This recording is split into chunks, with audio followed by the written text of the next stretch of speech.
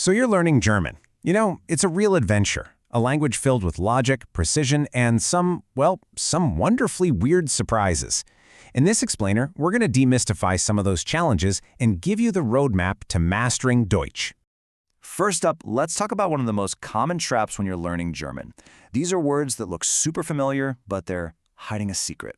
They're called false friends, and trust me, they can be pretty treacherous. Okay, picture this. You're in Germany, and a very kind local offers you some gift.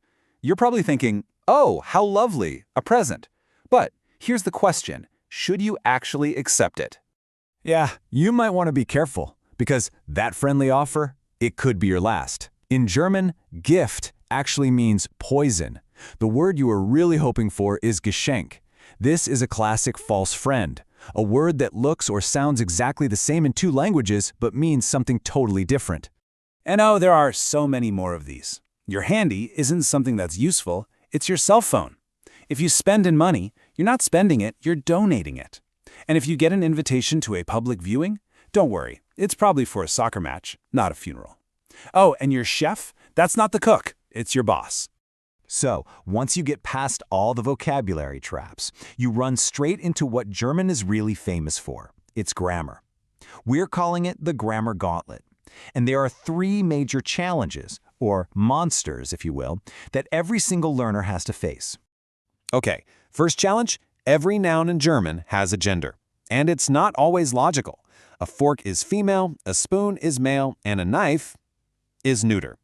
There's really no rhyme or reason to it, it's just something you have to memorize.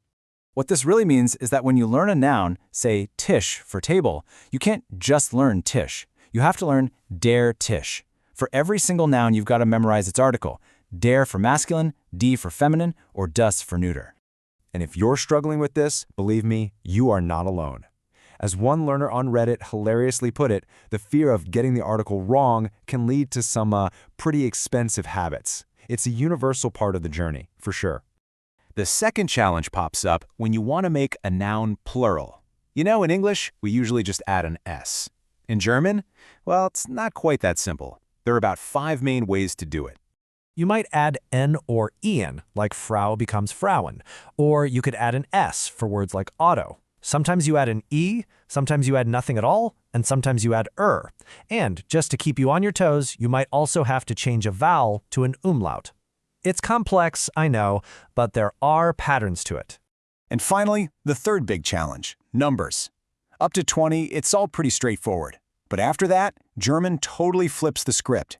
Instead of saying 21, you say einundzwanzig, which literally means 1 and 20.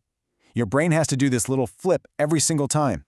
So, okay, with false friends, 3 genders, 5 ways to make plurals, and backwards numbers, how on earth do you make progress? Well, the good news is there's a map. There's a clear, internationally recognized system that guides every learner on this journey. It's called the CEFR, the Common European Framework of Reference for Languages. Basically, it's a standardized system that takes this massive, overwhelming task of learning a language and breaks it down into 6 manageable levels, all the way from total beginner to complete mastery. This journey takes you from A1, where you can maybe introduce yourself, all the way up to C2, where you can understand and talk about pretty much anything just like a native speaker. It turns this daunting mountain into a series of achievable hills you can climb one by one. And we can even measure this journey. For an English speaker, moving from one level to the next, say from the beginner A1 to the elementary A2, takes roughly 180 hours of study. This makes the whole commitment feel more tangible, right? It shows that progress is a direct result of the time you put in. But here's what's really cool. These levels aren't just about grammar rules. They're about what you can actually do in the real world. At A2, you can handle simple daily tasks. By the time you hit B2, you can chat fluently with native speakers. And at C1, you're ready for university or a professional career, all in German. So why does all of this matter? How do these levels on paper actually unlock real doors in your future? Well, official certificates are the keys, and depending on your goal, you'll choose a different exam. The Goethe certificate has that global prestige. TELC is fantastic for practical, real-life communication if you're living and working in Germany. And TestDOF, that's the specialized key for getting into a German university. And these levels are often actual legal or professional requirements. If you want to apply for German citizenship, you need a B1 certificate. For most skilled jobs, B2 is the standard, and to study at a German university, you'll have to prove you're at a C1 level. And there's a clear financial benefit too. It's not just about opening doors, it's about what happens once you're inside. Research shows that reaching an advanced C1 level can boost your earning potential in Germany by an average of 21% compared to someone at an intermediate B1 level. So proficiency literally pays. Look, learning German is absolutely a journey. It has tricky words and some really tough grammar challenges, but it's also a path with a clear map, with measurable progress, and with some incredible rewards at the end. It's a challenge, for sure, but it's one that opens up a whole new world of opportunities. So the real question is, are you ready to face the gauntlet?